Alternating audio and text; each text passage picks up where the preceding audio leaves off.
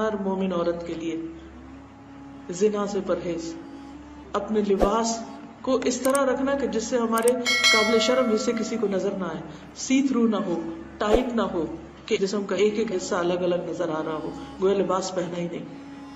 کیونکہ حدیث میں آتا ہے نا کہ بہت سی عورتیں ایسی ہیں کہ جو لباس پہن کر بھی ننگی رہتی ہیں اور ان کا انجام بھی بڑا ہولناک بتایا گیا ہے. آپ کو وہ حدیث یاد ہے جو مسلم میں آتی ہے کہ آپ صلی اللہ علیہ وسلم نے فرمایا تھا کہ میری امت کے دو گروہ ایسے ہیں، صنفان من اہل النار لم ارہما، عورتوں سے متعلق، ونساء کاسیات عاریات ممیلات مائلات رؤوسہن کاسنمۃ البخت المائلہ لا يدخلن الجنة ولا يجدن ریحها وان ریحها لیوجد من مسیرۃ کذا وکذا. کیا مطلب ہے؟ وہ عورتیں جو لباس پہنے ہوں گی مگر پھر بھی برہنہ معلوم ہوگی، لباس پہن کر بھی ننگی دکھیں گی، دوسروں کو اپنی طرف مائل کریں گی، اٹریکٹ کریں گی اپنے لباس کے ذریعے. ایسا لباس پہنے گی، ایسے چلے گی کہ دوسرے ان کی طرف مائل ہوں اور خود ان کی طرف مائل ہوں گی، یعنی مردوں کے پیچھے جائیں گی.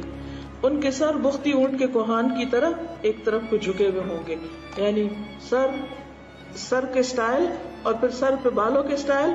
اور کوہان کس طرح بنتی ہے؟ جب بہت بڑا جوڑا پیچھے بنا لیا جائے. یہ عورتیں جنت میں نہیں جائیں گی بلکہ جنت کی خوشبو بھی نہ پا سکیں گی، اگرچہ جنت کی خوشبو اتنی اور اتنی دور سے آتی. متفق علیہ روایت ہے، حضرت ابو ہریرہ نے اس کو روایت کیا ہے. تو ہمیں اپنے لباس، اپنی چال، اپنی شرمگاہ، ان سب چیزوں کی حفاظت کرنی ہے. اور جو بھی اللہ تعالیٰ نے ہم پہ پابندیاں لگائی ہیں وہ دراصل ہمارے فائدے کے لیے لگائی ہیں، ہمیں محفوظ کیا ہے، ہمیں عزت بخشی ہے. تو اپنی عزت کی حفاظت کرنا، اور یہ اسی صورت میں ہو سکتی جب انسان کے اندر یہ خیال آ جائے کہ میرا رب مجھے دیکھتا ہے، اللہ مجھے دیکھ رہا ہے، میرا شوہر نہیں دیکھ رہا، میرا بھائی نہیں دیکھ رہا، میرا باپ نہیں دیکھ رہا، میری ماں نہیں دیکھ رہی، میرے اور کسی کو نہیں پتا، لیکن میرا رب ہر جگہ دیکھ رہا ہے. میں کہاں چھپ سکتی ہوں؟ کہیں بھی نہیں چھپ سکتی. پھر آپ دیکھیے ملائکہ سے حیا. ملائکہ سے حیا کیا ہوتا ہے کہ انسان تنہائی میں بھی ننگا ہو کے نہیں بیٹھتا، کیونکہ انسان اگر اپنے جسم کے بھی قابل شرم حصوں کو بار بار دیکھے، یعنی ایک تو نا ضرورت نہاتے وقت انسان نہا رہا ٹھیک ہے، لیکن اپنے جسم کو بھی شیشے میں دیکھنا یا اس کے ساتھ کھیلنا یہ بھی درست نہیں.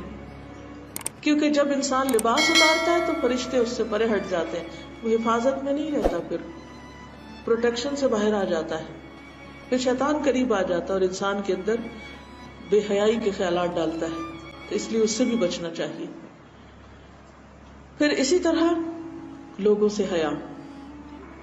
لوگوں سے حیا کیا ہے کہ انسان صرف یہ نہیں کہ ان کے ڈر سے کوئی کام چھوڑ دے، بلکہ ان کے ساتھ ایسا معاملہ نہ کرے، ایسی گفتگو نہ کرے، ایسی بات نہ کرے کہ جو بدتمیزی اور بد اخلاقی میں آتی.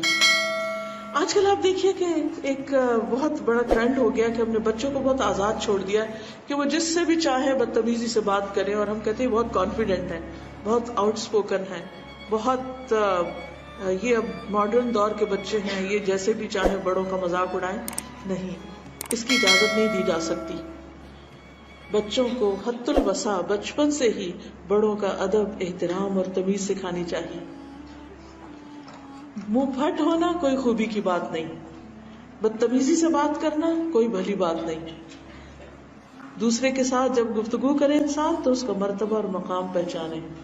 کس سے بات کر رہا ہوں، کیا بات کر رہا ہوں، کیوں کر رہا ہوں. اور اسی میں آتا ہے کہ نبی صلی اللہ علیہ وسلم نے ایک شخص کے بارے میں فرمایا کہ یہ اپنی قوم کا سب سے برا آدمی، لیکن جب اس سے ملے تو بہت اچھی طرح ملے. حالانکہ آپ یہ کہہ سکتے تھے چونکہ یہ برا اس لیے مجھے اس کے ساتھ انتہائی بدتمیزی کرنی چاہیے. نہیں، کیونکہ اس سے ہمارے اخلاق پہ اثر پڑتا ہے.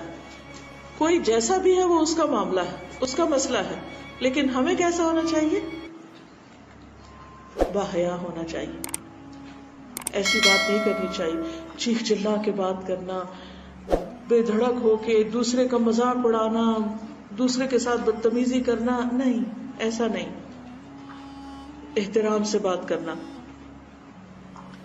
پھر یہ ہے کہ انسان اپنے نفس سے بھی حیا کرے، اپنے دل میں خود سے بھی خود بری باتیں نہ کرے.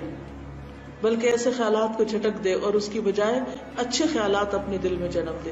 کیونکہ جیسی سوچ ہوتی ہے پھر وہی باتیں ہوتی ہے, ویسی گفتگو ہونے لگتی ہے, اور جیسی گفتگو ہوتی ہے پھر وہی ہمارے ایکشنز بننے لگتے ہیں.